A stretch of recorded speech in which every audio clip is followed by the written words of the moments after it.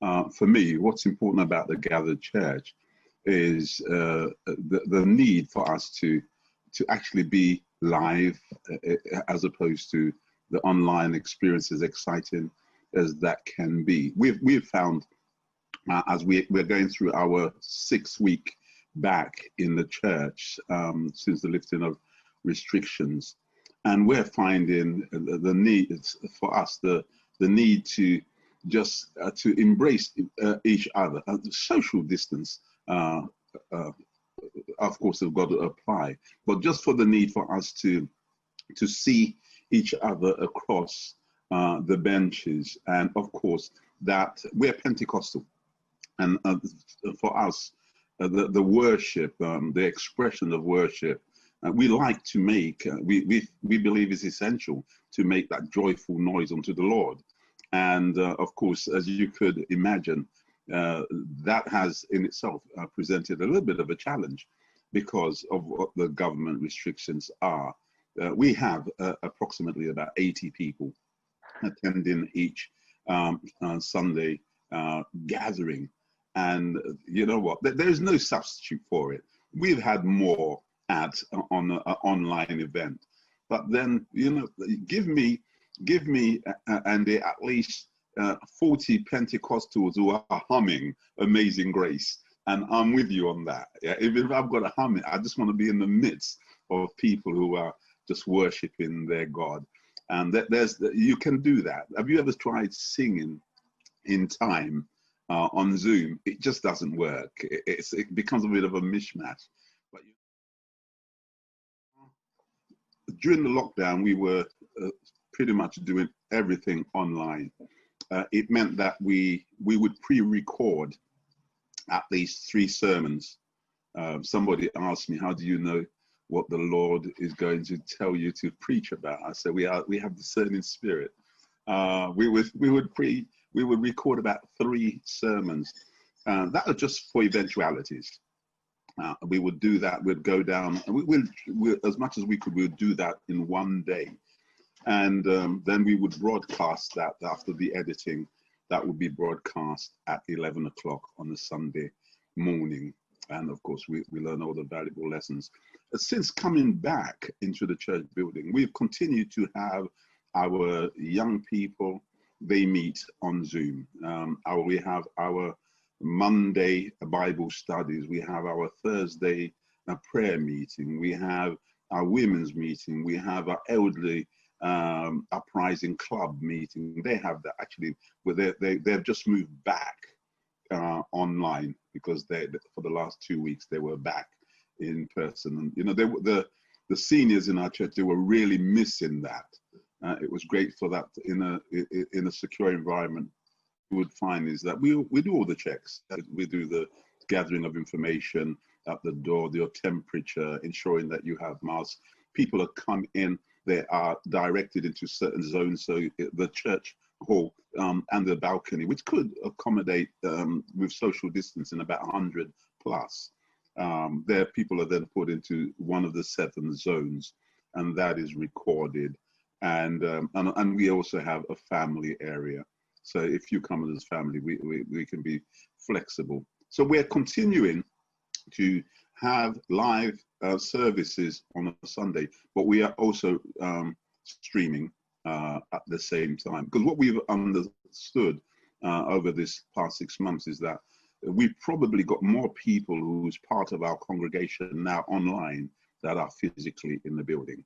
So we have to serve both those who are coming out because they can and are able to do so, but also those who are identifying with us and saying, look, we're supporting your ministry, and we're popping in on a regular basis.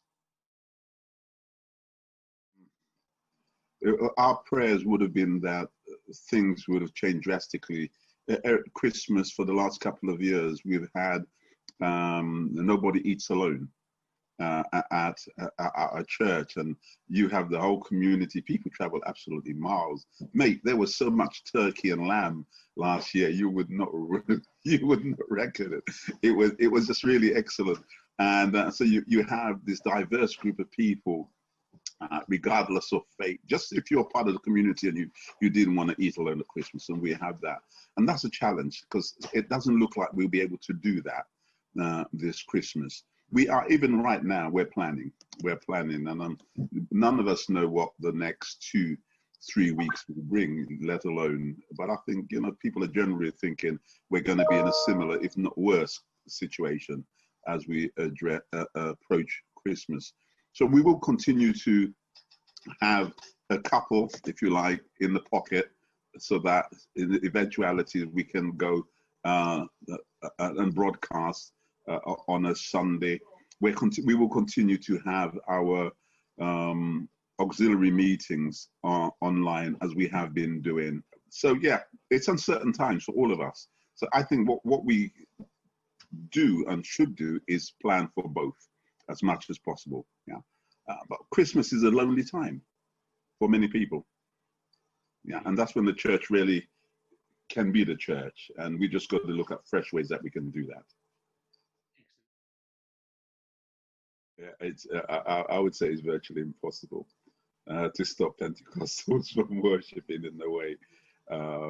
And I always think that when government ministers try to put sensible policies together, yeah, they maybe haven't visited a Pentecostal church to actually, you know, just asking us not to worship in the way that we do. We don't come to church to sit down. Well, we do kind of when the sermon, but it's part of the whole coming to church. So that's been a bit of a con for us. It's a negative for us, and many are finding it difficult. But they're still continuing to come. The pros, is that we have, I think I mentioned it, that, you know, we, like many other churches, can testify to the fact that more people are coming to church. I think that's it. And all that we've learned through this 6 months in terms of how can we maximize this. Yeah, but this online, this ready church, this Sunday service that I can watch any time of the day that I like. I don't even have to watch it at 11 o'clock. I can watch it at midnight if I want. And guess what? I can come back and watch it again. And if I was inspired, I don't have to tell somebody about it. I can just send them the link. It's that is just remarkable. And we need to maximize that as much as we can. But I'm mindful that it doesn't take too long to form a habit. Yeah. And we started off by talking about the gathering church, the importance of that.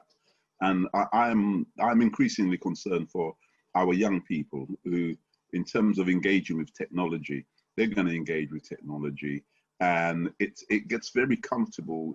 Even not, you know what, young adults who have children, it's very, very comfortable for you to just be able to Sunday morning, you don't have to get the kids ready. You don't have to travel 5 miles down the road. You know what? You sit them there if you dare, and then you sit down. And you know what? I'll get them ready, give them breakfast, play with them, and then I'll go. We're missing something really important, and especially for our young people. One of the challenges for us as a local church is that our young people are logging in. We know that they're logging in. But we're seeing very few coming back into the physical building. And when you consider that they are the ones that are less likely in terms of the fear factor.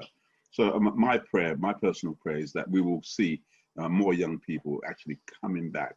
It's a good habit to have in order, having church available and accessible, but not to miss out on the value of gathering in the way that we described earlier on.